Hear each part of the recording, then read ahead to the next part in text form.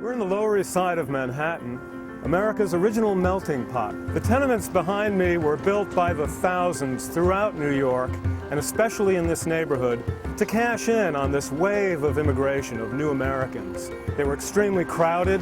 The rents were not cheap. It was up to the immigrants themselves to bring in boarders, sometimes whole families of boarders. Imagine life without electricity, without running water. It was a struggle.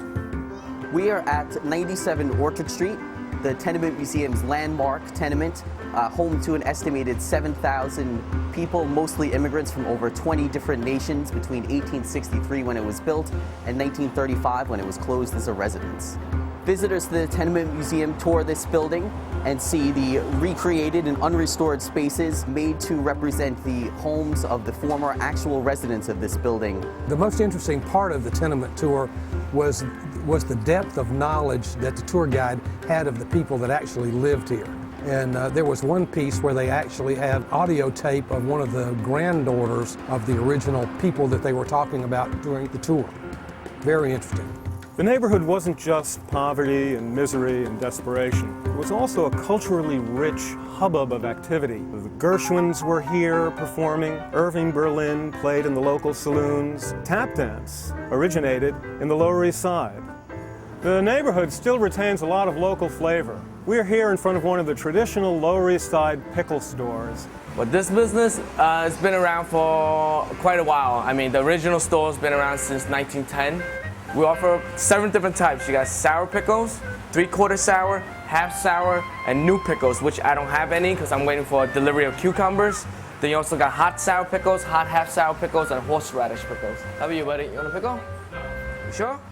Behind me is a piece of old history, the Eldridge Street Synagogue, the first synagogue built by European Jews for their own worship.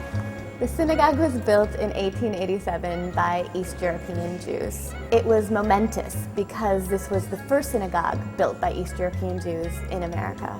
Visitors are often surprised to see a synagogue in the middle of Chinatown. We've left this section of the sanctuary undone to remember what the sanctuary looked like at a time at which it wasn't maintained.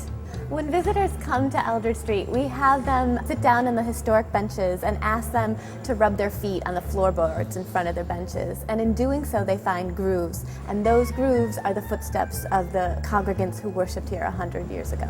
This neighborhood is rich in history and full of firsts. Seward Park here is the first municipal playground following the 1901 law that considered whether every neighborhood should have parks, playgrounds, a bathhouse. This was the beginning of urban planning in New York.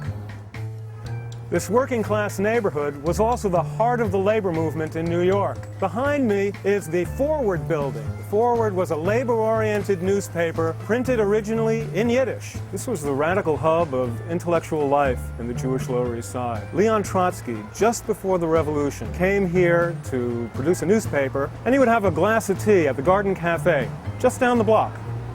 Come to the Lower East Side and learn about the immigrant roots of America.